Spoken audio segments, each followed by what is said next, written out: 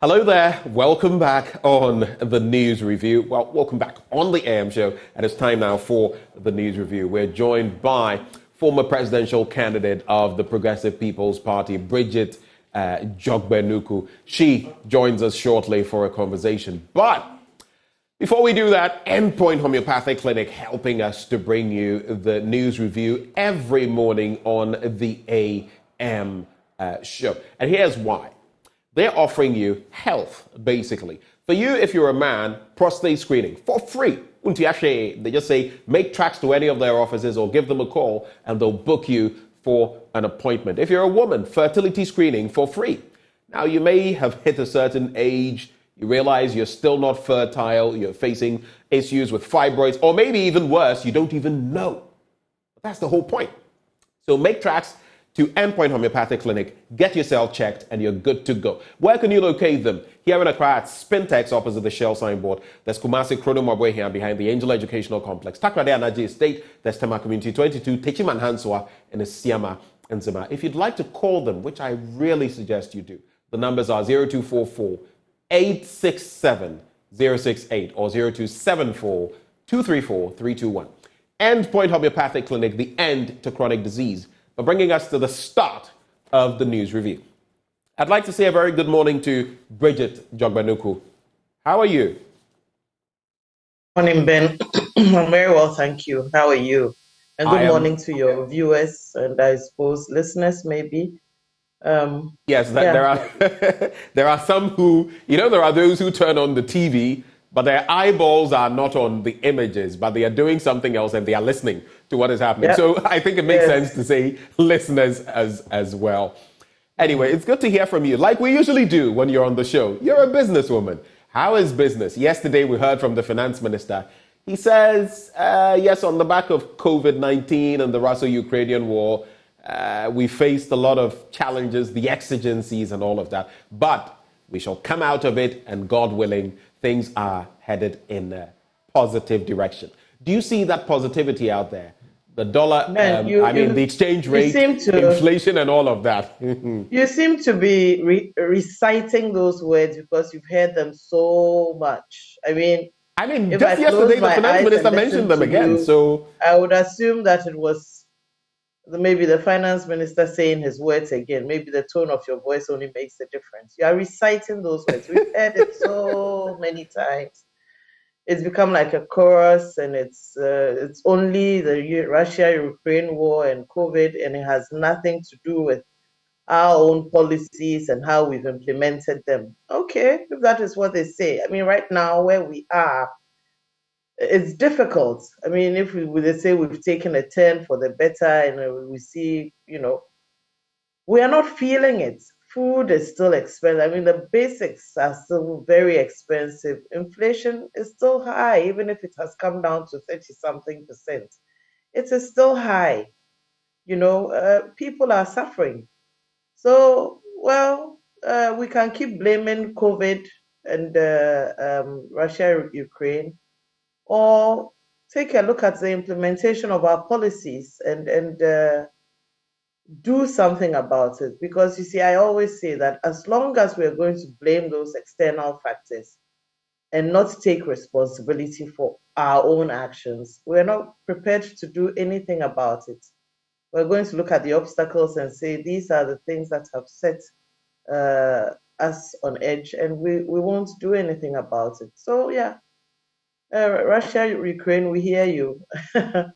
But even if you are starting to recite it like that, then you know that everybody has heard this line before, and we really need to take responsibility and see how we can do something about turning things around.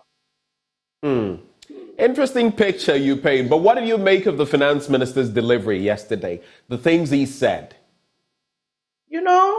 Ben, I'll be very honest with you, and I knew you were going to ask me when they called me. I did not listen. I did not listen because I knew that there would be that recital that you just gave. I knew that it was going to be a sermon with many biblical quotations. There's really nothing wrong with that, but I don't think that the speaker himself believes in it. So he's preaching a sermon in which he doesn't believe. I knew that it was going to be just another academic exercise. I mean, of course, it wasn't even delivered on the day or the dates that it was planned for and had to be postponed a couple of times. And therefore, you are starting to see there's not very much seriousness put to this exercise, is there? So at that point, I was actually in an all-day meeting, and therefore I missed it. But I got excerpts of it from other channels, and I heard the same recital that you gave. I heard the biblical quotations to begin it. The one thing I heard that I thought was actually quite funny was the fact that we are not going to be taxed anymore. I mean, there's no more to tax unless you start taxing the taxes. There's no more, which is happening in certain ways. If he had said that some of the taxes had been repealed, like maybe the COVID tax, for example, and a few others, the poor Ghanaian worker and trader would be a little more comfortable. But if you say, oh, I mean, it's almost like you're patronizing us to say, oh, we won't tax you anymore. There's nothing more to tax. We are taxed out of our, pockets. So for me, it was just another academic exercise. It was just another sermon in the house, not on the mount. And I don't think that the preachers, not just the government, the preachers of the sermon themselves, believe in it. It was something that had to be done, and they did it. I see. I find that interesting. So you actually avoided the whole occasion because you felt there was going to be nothing new in there. Some of the things the finance minister... I didn't avoid it. If I had been in my office, right, it is likely that I would have, by default, heard it because I do have the radio in the background. Okay.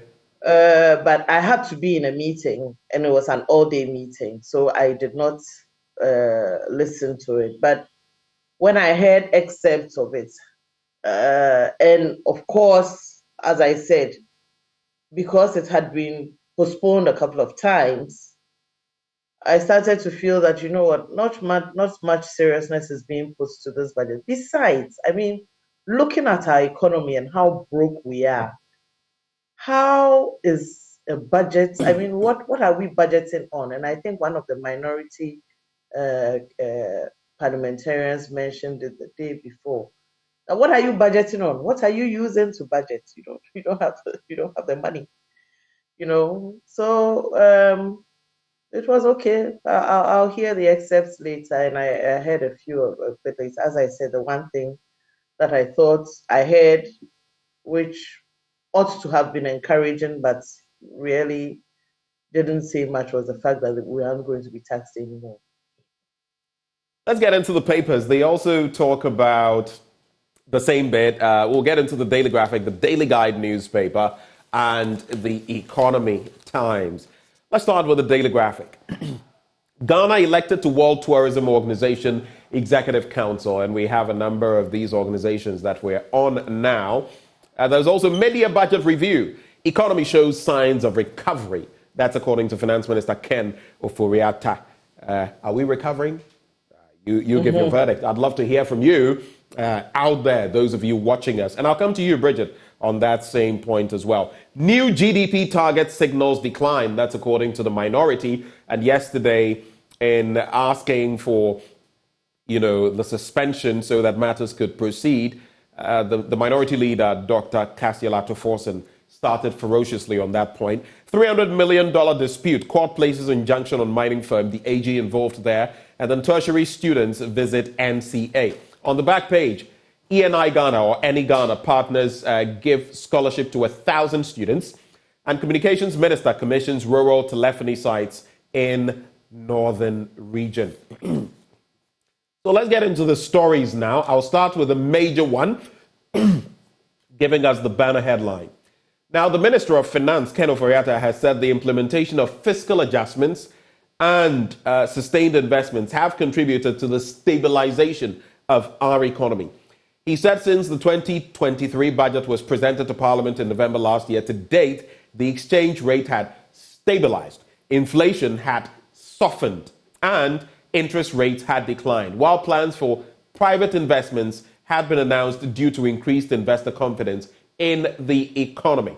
Presenting a mid-year review of the 2023 budget to Parliament yesterday in fulfillment of Section 28 of the Public Financial Management Act, that's the PFMA 2016 Act 921, the minister said the government would continue to pursue adjustment and work hard to build and sustain a favorable macroeconomic environment. Now, after an anxious wait for the mid-year budget review, which was rescheduled twice, Parliament gave the minister the opportunity to address the House in fulfillment of the PFMA. Briefly, before I come to you, Bridget, touching on the country's fiscal performance within the last 6 months after the 2023 budget was read, the minister noted that the economy was back on track, and I'd like you to talk on that when I give you the opportunity. Back on track to a positive primary balance. Notably, he said there had been a slower pace in expenditure execution relative to revenue shortfall, resulting in an overall budget deficit on commitment basis of 6.3 billion Ghana cedis, that is 0.8% of GDP. He also expressed the confidence that the prices of goods and services would reflect the trend of economic recovery to ease the burden of families or on families and enterprises. I found this point also very interesting. Confidence that prices of goods and services would reflect the trend of economic recovery to ease the burden on families and enterprises. If you look at the inflationary rate, which still hovers around 42%, and the cost of things out there, I don't see this reflecting. Your take, Bridget. Well, he yesterday mentioned that inflation was going to come down to, or did he say 31? I think end of year 31. I mean, this is what will happen. It's not happening now. The prices of things, I mean, if you go, my food basket is still very high. I mean, if I went to tomatoes, for example, are still very expensive, and that's one thing we consume a lot of. Everything is still very expensive. Transportation is still very expensive. Fuel prices are supposed to be going up today, and that will not reduce. You know that when fuel prices go up, all prices go up. Mm-hmm. So I don't know what he's talking about if he's saying that, prices are going to begin to come down. On the contrary, if fuel prices are going up today, like I said, it then becomes a very academic exercise. It's got to be done, so we are doing it. And we've got to say something positive. It's good. Positive is good. It's encouraging, but it's not true. It's not true that prices are going to come down. Fuel prices are going up by a certain percent, between 4 and 11%, if I read right, today. So if that is going to happen, prices are generally going to go up. Prices aren't coming down. And it's when he says that the exchange rate stabilized. Yes, it stabilized. It came down. It was maybe teetering on about 15 cedis to the dollar, thereabouts, and it came down. It got to 16 at a point. Yeah. Came down to around 9 or so and rapidly rose, and it's almost hitting 12 now. And we've remained there. I have made some losses through foreign exchange. I mean, but we've remained there, and it's high. When this government came to power, I think the dollar was around 5 cedis or so, and we are now at 12. So if you're saying it's stabilized, well, it's stabilized at a very high point. It's more than 100%. So these things are, the finance minister, with all due respect, is speaking academics. He's speaking theory. But practically, no, it's not true. And you're a business person, you're selling, and you have people come and buy, so you can feel, are people able to buy as they were before? And even as you tell me about that, because you sell your Gary, if I'm not mistaken, your Zumi, among other things. And then again, What picture does that paint? Because, of course, this is our reality versus, for example, what some have couched the Cecilia Dapa saga. The source of money, that one, the courts will determine what exactly happens. But the general picture out there is, okay, there's a small class, the elite, with chunks of money, and the masses have to endure what is happening. What do you make of that situation? It's a pity, the Cecilia Dapa saga. I wish you had called me then to speak. But yes, that's what's happening. They don't know the reality. Our governments, our leaders, obviously don't go to the market. They can afford. They have affordability. So they don't know how hard things are for people when you have to buy 4 pieces or 4 tomatoes for 10 cedis. And 10 cedis is a lot of money for anybody. Where did I go the other day where something was 2 cedis? Yes, I went to the Volta region over the weekend, and we stopped in Atimpoku, and we bought, a friend who traveled with us bought the shrimps in the bag, and one bag was 50 cedis, and the other was 30 cedis. It was only between 30 and 50 cedis. And the size hasn't changed from when we were buying it for 5 cedis and 10 cedis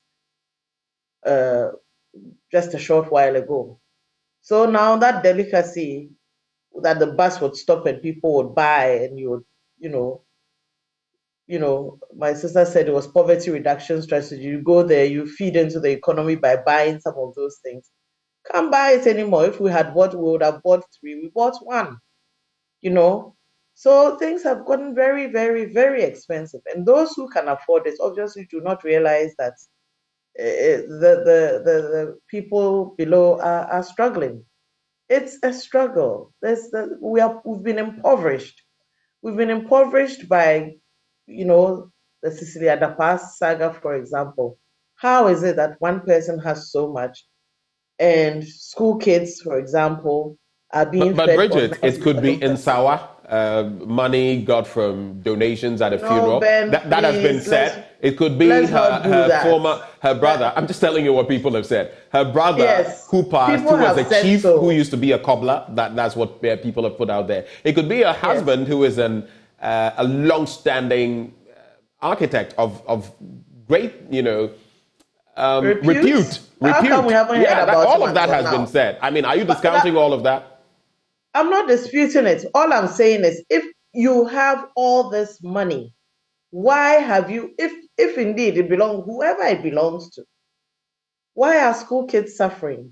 Why are they begging that they are feeding, the daily feeding allowance should be only 3 cedis a day? When I bought, what is it I bought also at Atimpoku that was 2 cedis? And I said, if you buy this for 2 cedis, there's no accompaniment with it. I can't remember what it was. But why is it that one person is keeping all this when our children in school are begging to be fed on just 3 cedis a day? Why is it that somebody has all this, and if they pumped it into the economy, our exchange rates would not come down? Why? Someone said that if the claim was that, and of course these are all things out there, if the claim was that the money belonged to her brother who passed, then if that brother's children come right now and they say they want the money, what's going to happen? Why isn't it in a bank? Why don't you say, there's the money in the bank, here's your bank statement? Well, I mean, what can I say? This is Ghana. But let's get into a related story and move away from the Daily Graphic. So new GDP target signals decline. That's the minority on the same mid-year budget review. Now, the Minority Caucus in Parliament says government's review of the 2023 gross domestic product target from 2.8% to 1.5% signaled an expected decline of the country's economic fortunes rather than the touted recovery. The Minister of Finance, Ken Ofori-Atta, yesterday spoke eloquently about the bright outlook of Ghana's economy towards the second half of the year as he presented the 2023 mid-year budget review in Parliament. But the minority leader, Dr. Kasialato Forson, addressing the media after the minister's presentation, said the downward revision of the GDP target was an indication that the economy was declining or shrinking, and that it would affect jobs and the general welfare of Ghanaians. Again, the Minority Caucus in Parliament has described the cedi's supposed stability at present as merely artificial, saying claims by the finance minister about the currency's supposed recovery is not supported by evidence on the ground. In fact, Dr. Forson stresses that the minister's claim that the economy had, quote, turned the corner could also not be true, and that the government had rather deepened the woes of ordinary Ghanaians. That is the bit in there. Maybe I should just throw in the fact, I don't know whether, okay, so it is in the Daily Graphic. Niger's ousted president in high spirits. That's according to the Prime Minister. I just want to chip that in, especially with everything happening in our sub-region. And now another nation that seems to have fallen. By the way, ECOWAS is planning some sort of military action. The Nigerian airspace has been labeled a no-fly zone and all of that. Niger's Prime Minister, Uhumudu Mahamadou, has said there is no question of President Mohamed Bazoum resigning. He is currently being held in detention by the military following a coup last week. And, quote, he says, this is a seizure of power by force. It is not a voluntary departure of the president, so there is no reason to talk about this resignation issue, Mr. Mahamadou said in an interview with a French television station. But with everything happening and the Wagner Group courting Niger and everything in the sub-region, vis-a-vis economic developments among others, what picture does it paint, Bridget? It's a very grave picture. Yesterday, somebody put on my my platform, our Legon platform, a map of Africa with the entire middle belt in red, and all those countries had been taken over by the military, by their military. And it's almost like a repetition of the late 70s and 80s in Africa. Yes, we've gone back, haven't we? We have retrogressed. And maybe it is because, who knows, maybe democracy obviously was not working for them. And why hasn't democracy worked for them? Because leadership and governance has been poor, has let the people down, has let the youth down, because you have a bunch of idle youth waiting to be influenced. And when they are, I mean, we saw what was happening in Niger last week. It was frightening. And therefore, leadership, the ECOWAS and their leadership must take an inward look and address the issues of governance and leadership in their countries. They must look at it and understand that their way of practicing the democracy is not working. It is not that democracy is wrong. It is the way it is practiced in these various countries. When it disenfranchises people and the youth and they get disgruntled and all they want to do is do things by force.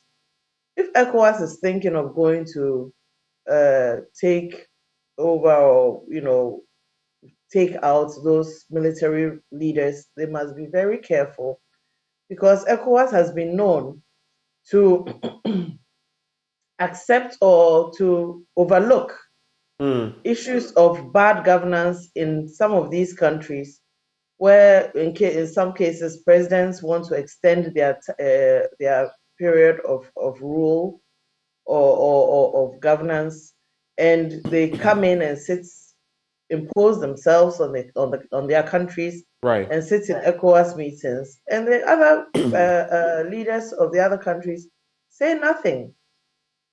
Rather, when these coup leaders try to get into ECOWAS and go for ECOWAS meetings, they are ostracized.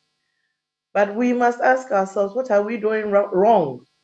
Why is it that all these countries, all of them, are being taken over by these forces? And really, Bridget, we have very little time. We have to make tracks. But really, if you look at the situation in all of these countries, you see a certain thread. There's a theme that runs through the suffering of the people. I've seen some pictures supposedly from Niger. I cannot corroborate, so I'll not go ahead to say what they do. They actually portray, but if they are true, it tells you what the elite class, the political class, is enjoying vis-a-vis what ordinary people are facing. And that is problematic. I don't see why our leaders cannot, comprehend that if you are living in a different, it's almost as though there were two different Nigers, two different Malis, two different Burkina Fasos.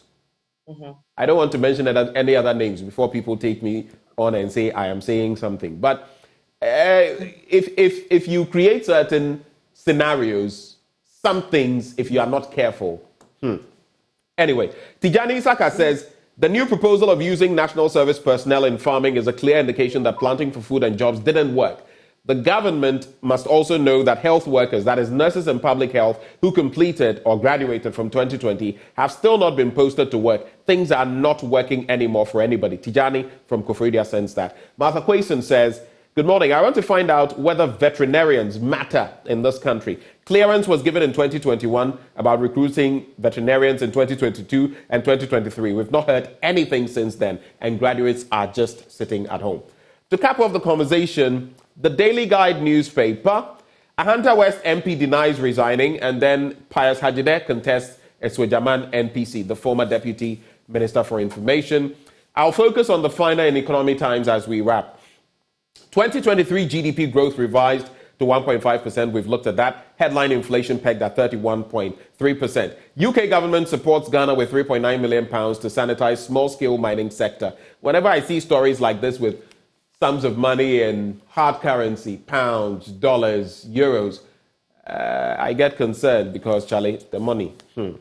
Economy Times, cost of credit to rise steadily. Cost of credit. And go to the banks and see. This is one of the most difficult times if you're a business person going for a loan. Trust me. Well, our central bank by itself is broke. It is. Recorded a loss of what, 60 billion, 66 billion or 60 plus like billion. We've added about 20 plus percent to our debt stock. Yeah. So the banks, if our bank is going, our central bank is going into insolvency, as I think it was Chaucer who said, if gold rusts, what should iron do? And to add to that, Bank of Ghana exposure, stock and bonds undergo 50% haircut. The government has given 50% haircut to non-marketable holdings of government to Ghana instruments, including long-term stocks, a COVID-19 bond, and overdraft in an attempt to restructure central bank's holdings of government debt. So when you hear of all these things and the central bank's governor tells us, look, we are getting there, and the finance minister also tells us we're turning the corner, then you begin to ask yourself, which corner exactly? Final words, Bridget. That's the theory. Final words? Well, it's gloomy. Wake up. I'm not talking about the weather. Indeed, the weather is gloomy this morning. It's probably a reflection of the state of the country and the economy. But we wake up each day and we do our bits and we pray that, everybody keeps calm and everybody still has hope. There's a lot of despondency, I know, but let's keep hope alive and look forward to 2024 when we can vote again. And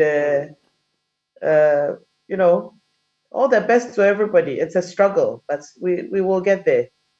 Heaven knows we are going. When we will Heaven knows where we are going. Yes. We will. We must keep hope alive because the alternative, if we can't go the way of what any of the countries in definitely the middle not belt of Africa. We cannot afford it. Definitely not. Those of us who were here when it happened, and young as we were, saw how terrible it was, and we don't want that. I mean, we've already retrogressed. If we should go that way, we've only gone further.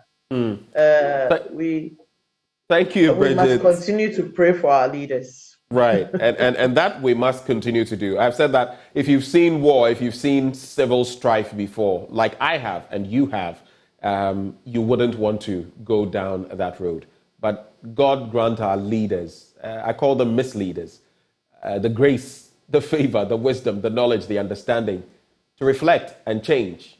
Because if you keep doing things the same way, you keep getting I sat the next same to a friend results. in church one day, and when they said, "Let's pray for our leaders," she opened her eyes and turned to me and said, "I'll stop praying that prayer. Wow. Let's not get there." Let's not get to despondency. Thank you so much, Bridget Jogbenuku, former presidential candidate of the Progressive People's Party. Thank you so much and have a good day. Right. And that's our recap of the show. Sports is up next. But before that, Endpoint Homeopathic Clinic helped us to bring you this segment. They are offering you, if you're a man, prostate screening for free. If you're a woman, fertility screening for free. Make tracks to any of their branches located here in Accra, Spintex opposite the Shell signboard. In Kumasi, Krodoma Boyhian behind the Angel Educational Complex. The Stakwadi Anaji Estate, Tema Community 22. Techiman Hanswa and the Siaman Zama. The call lines 0244 867-068 or 0274-234-321. Endpoint Homeopathic Clinic, the end to chronic disease. And now they brought us to the end of the news review. There's more from the Women's World Cup, among others, coming your way in sport.